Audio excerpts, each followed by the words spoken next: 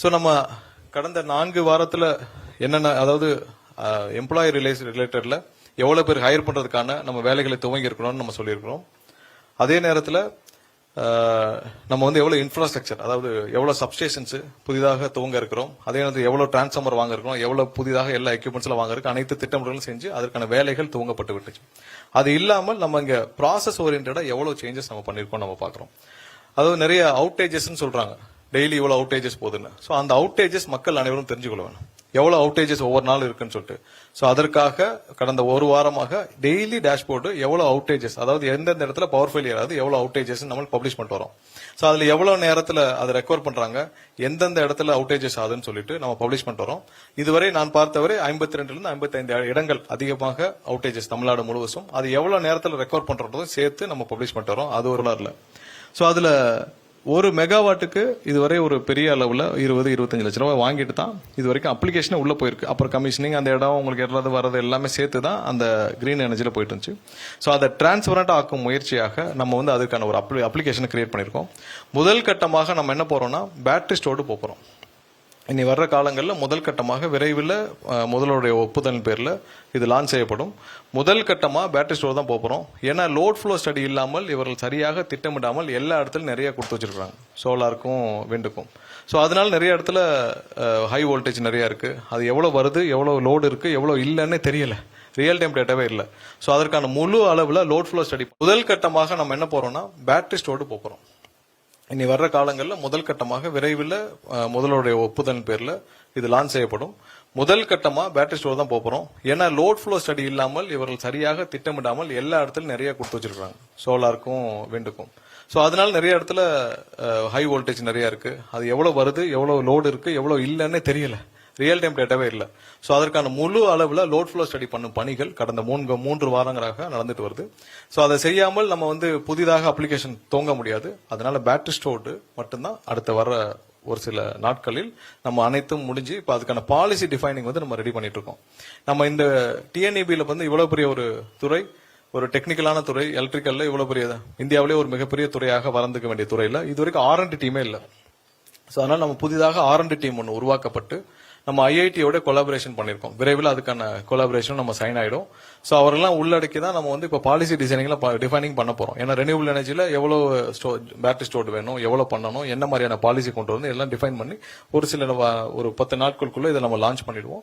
So இனிமேல் வந்து ஒரு டிரான்ஸ்பரண்டா எங்கெங்கெல்லாம் நீங்க அவைலபிள் இருக்கோ நீங்க அப்ளிகேஷன் கொடுக்கலாம், எந்த பார்ட்டி ஃபண்டும் கிடையாதுன்றத திரும்பவும் கோட் பண்ணிக்கிறோம். அடுத்தது கிளவுட் ஆடிட்டிங்னு ஒரு சிஸ்டம் வந்து கடந்த 5 வருஷமா பண்ணிருக்காங்க. இது நம்ம ரொம்ப குறிப்பிட்டு சொல்ல வேண்டிய விஷயம்னா, இந்த கான்ட்ராக்ட் ஸ்டாஃபிங்ல கிளவுட் ஆடிட்டிங்னு ஒன்று வச்சிருக்காங்க. யாரெல்லாம் வந்து கான்ட்ராக்ட் ஸ்டாஃபிங் வச்சிருக்காங்களோ அவங்க எல்லாம் வந்து ஒரு வெளியில ஒரு எக்ஸ்டர்னலா ஒரு டீம் இருக்காங்க. அந்த டீம்கிட்ட போய் இவங்க போய் பில்ஸை சப்மிட் பண்ணிட்டா அவங்க சிக்னேச்சர் பண்ணாதான் எங்க பில்லே சாங்ஷன் ஆகுது. ஆனா அவங்ககிட்ட வேலை பார்க்குற அந்த தொழிலாளர்கள், ஒப்பந்த தொழிலாளர்களுக்கு சரியான சம்பளம் போதா இல்ல, சரியா இஎஸ்ஐ பிஎஃப் கட்டுறாங்களா இல்ல. சோ சம்பளமும் போகாமல் இஎஸ்ஐ பிஎஃப் கட்டாமல் எவ்வளவு பேர், 100 பேர் இருக்காங்கன்னா 100 பேர் இருக்காங்களான்ற அக்கௌண்ட் யார்ட்டுமே இல்ல. அதெல்லாம் அந்த கிளவுட் ஆடிட்டிங்னு ஒரு டீம்ல இருக்கு. சோ இது என்னன்னா முற்றிலும் வந்து முறைகேடு செய்யறதுக்காக மட்டும் உருவாக்கப்பட்ட ஒரு பிளான் மாதிரி தான் இருக்கு. ஏன்னா நீங்க டிஎன்இபில இவ்வளவு பேர் இருக்கப்ப நம்மளே வெரிஃபை பண்ணி கொடுக்காம எதுக்கு கிளவுட் ஆடிட்டர்னு எக்ஸ்டர்னல் ஆடிட்டர்? நீங்க 100 பேர் வேலை பாக்குறீங்கன்னா 100 பேருக்கு கையெழுத்து நீங்க போடணும்னா 100 பேருக்கும் ஒரு பில் அப்ரூவ் பண்றதுக்கு முன்னாடி ஒருத்தரை பார்த்துட்டு வாங்கன்னு சொல்ற மாதிரி தான் இந்த சிஸ்டம் இருந்துச்சு. இது இருக்கிற நம்ம வெண்டர் மேனேஜ்மெண்ட் மீட்டிங் வச்சிருந்தோம், கடைசியா கலைவாணர் அரங்கத்தில் வச்சிருந்தோம். அதுல பலர் இதை சுட்டி காட்டினார்கள். அடுத்த நாளே இது ரத்து செய்யப்பட்டது. சோ இப்ப இருந்து புதுசா என்ன பண்ணிருக்கோம்னா, யாரெல்லாம் ஒப்பந்த தொழிலாளர் இருக்காங்களோ அவங்க அனைவரும் அவங்களுடைய எம்ப்ளாய்க்கு பே பண்ண பே ஸ்லிப், இஎஸ்ஐ பிஎஃப் அந்த முந்தைய மாதத்துக்கு, இப்ப கடந்த மாதத்துக்கு இந்த மாசம் 15ஆம் தேதிக்குள்ள சப்மிட் பண்ண மட்டும் தான் அவங்களுக்கு பில்லிங் ப்ராசஸ் ஆகுன்ற புது சிஸ்டத்தை நம்ம போன மாசத்துல இருந்து உருவாக்கி இருக்கிறோம். அது இந்த மாசத்துல இருந்து யாரெல்லாம் எம்ப்ளாயி ஒப்பந்த தொழிலாளருக்கு அவங்களுடைய சம்பளத்தை அவங்க பேங்க் அக்கௌண்ட்ல கிரெடிட் பண்ணிட்டு இஎஸ்ஐ பிஎஃப் கட்டினால் மட்டும்தான் அவர்களுக்கு பில்லிங் இங்க ப்ராசஸ் செய்யப்படும்.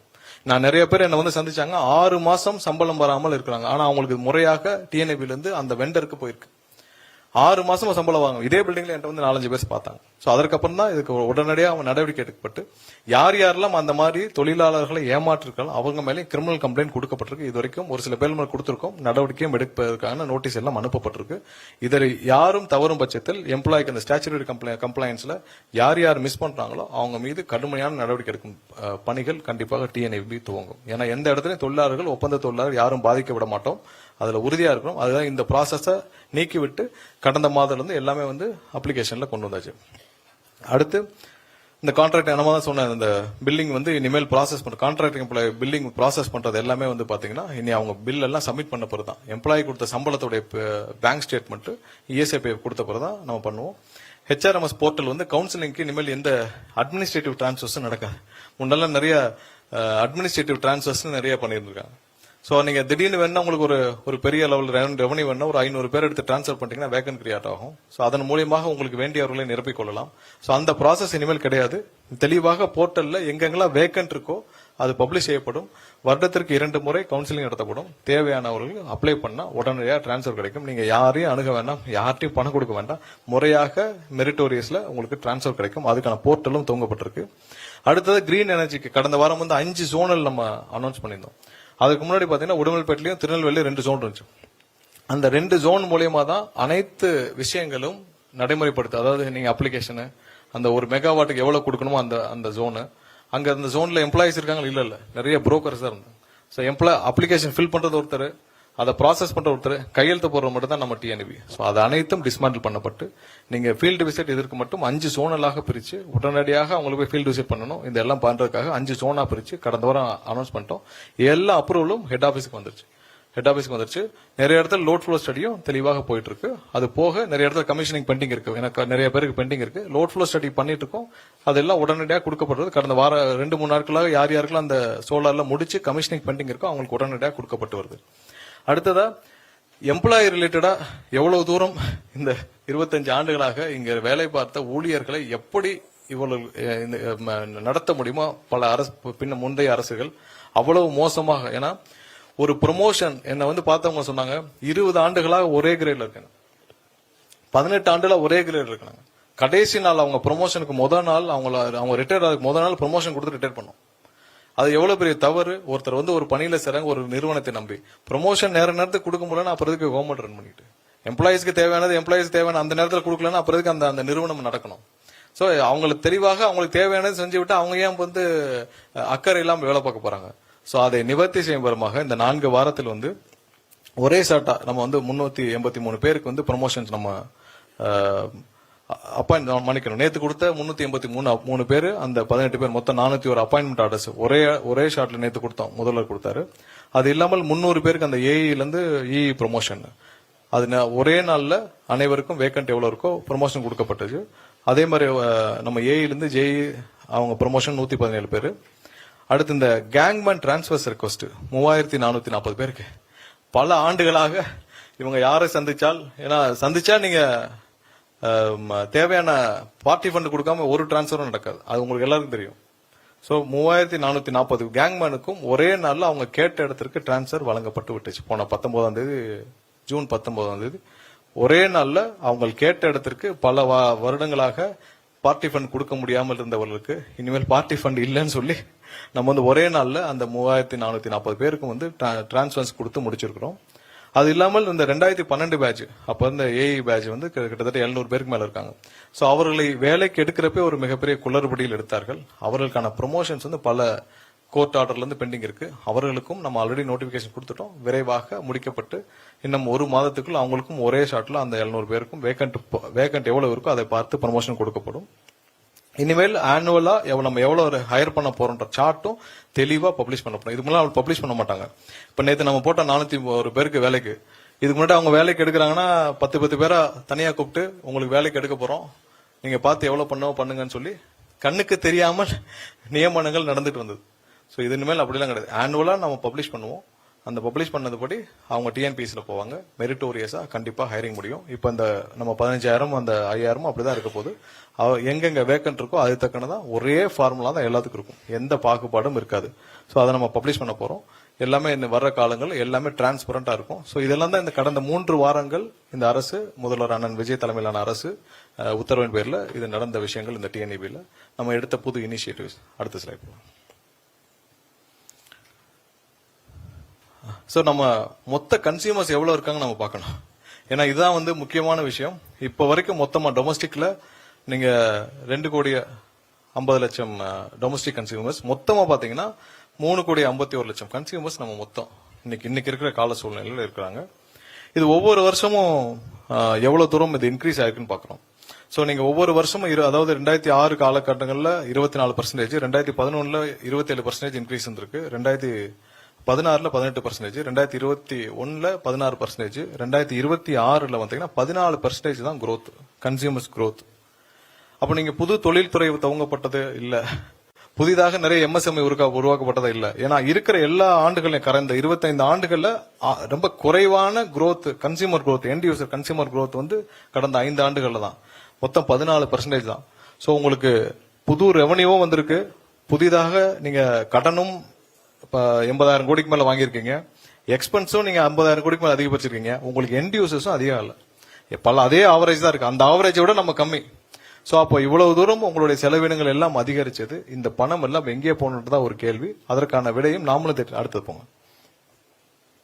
சோ இது ஓவரால் சம்மரைஸ், அதாவது எவ்வளவு எம்ப்ளாயிஸ் இவங்க ஓவரால் ஹையர் பண்ணிருக்காங்க 2001ல இருந்து, அந்த பழைய இதுல இருந்து மொத்த சம்மரைஸ். ஏன்னா பாத்தீங்கன்னா மொத்தமாக தெரியும் இந்த சார்ட்ல எவ்வளவு தூரம், அதாவது 2001 2006 காலகட்டத்தில் 425 பேரு எவ்வளவு, ஏன்னா மொத்த கம்பாரிசன் பார்த்தா தான் நமக்கு தெரியும். சோ அதுல பாத்தீங்கன்னா ரொம்ப குறைவாக வேலைக்கு ஆள்கள் எடுக்கப்பட்டது 2021ல இருந்து 2026 வரை ஆண்டுகள்ல. சப்ஸ்டேஷன்ஸ் இன்ஸ்டால் பண்ணப்பட்டது 122 சப்ஸ்டேஷன் தான் இருக்கிறதுல எல்லா ஆண்டுகளையும் விட குறைவானது.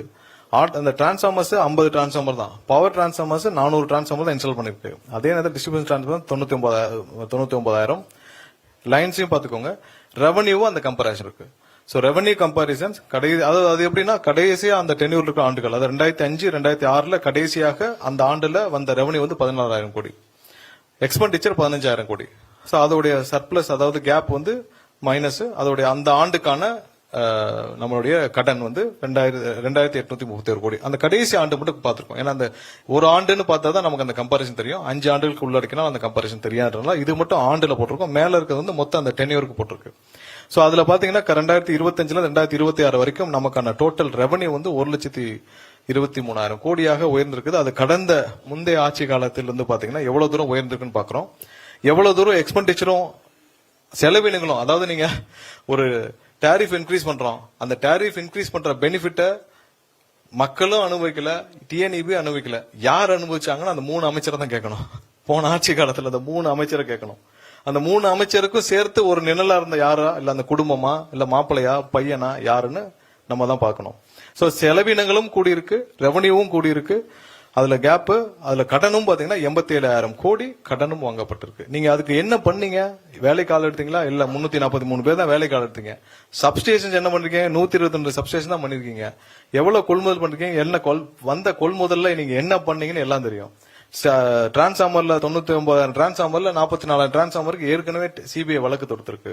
நீங்க அங்க 1,400 கோடிக்கு வாங்கின டிரான்ஸ்ஃபார்மர்ல 397 கோடி ரூபாய் நீங்கள் முறைகேடு செய்ததாக, அரசுக்கு இழப்பு ஏற்பட்டதாக அந்த ஒரு டிரான்ஸ்ஃபார்மர் ப்ரொக்யூர்மெண்ட்ல மட்டும் உங்களுக்கு கம்ப்ளைண்ட் இருக்கு. சோ மத்ததே நீங்க எந்த லட்சத்துல வாங்குனீங்கன்னு கேட்டதான் அவர்கள் வந்து புரிய வேண்டிய விதத்தில் அவர்கள் புரிய வேண்டும். ஏன்னா இவர்கள் எல்லா விஷயத்தையும் இவ்வளவு இன்க்ரீஸ் இருந்தும், இவ்வளவு டாரிஃப் இன்க்ரீஸ் இருந்தோம், இன்னைக்கு ஒவ்வொரு நாளும் பொதுமக்களும் எம்எஸ்எம்இ செக்டர்ஸ் தொழில்துறையினரும் படுற கஷ்டம் எல்லாம் இந்த டிஎன்இபியோட நம்மளுடைய டாரிஃப் இன்க்ரீஸ் மூலமா தான். ஏன்னா தொழில்துறை எல்லாருக்கும் பெரிய கஷ்டம், டாரிஃப் இன்க்ரீஸ் ஆயிடுச்சு. அவங்களுக்கு ஒவ்வொரு நாளும் நிறைய கைத்தறிகள், விசைத்தறிகள், இவங்க தொழிற்கூடங்கள், எம்எஸ்எம்இ செக்டர்ஸ் எல்லாரும் படுற பெரிய துயரம். எனக்கு தெரிஞ்சு பல ஆயிரக்கணக்கான எம்எஸ்எம்இ செக்டர்ஸ் வந்து க்ளோஸ் பண்ணதுக்கு முக்கிய காரணம் நம்மளுடைய டாரிஃப் இவ்வளவு ஹைக் ஆனது காரணம். ஏன்னா அவங்களுக்கு டாரிஃப், கமர்ஷியல் டாரிஃப் எவ்வளவுன்னு அவங்களால சொல்ல முடியாது. ஏன்னா இவங்க போட்ட ப்ராசஸ்ல ஒவ்வொரு ஆண்டும் இன்க்ரீஸ் பண்றது மாதிரியான டாரிஃப் ப்ராசஸ்ல கொண்டு வந்துட்டாங்க. சோ ஒவ்வொரு ஆண்டும் பாத்தீங்கன்னா இன்க்ரீஸ் ஆகும். அதை இந்த ஆண்டு செய்ய போவது இல்லை, அது தெளிவா குறிப்பிட்டுக்கிறோம். இந்த ஆண்டு டாரிஃப் ஹைக் இல்லை, அதற்கான கையெழுத்துகள் போட போறது இல்லை. இதை போன வருஷமே செஞ்சிருக்கலாம், அதுக்கு முந்தின வருஷம் செஞ்சிருக்கலாம். யாரு மேலேயாவது பழிய போடுறது.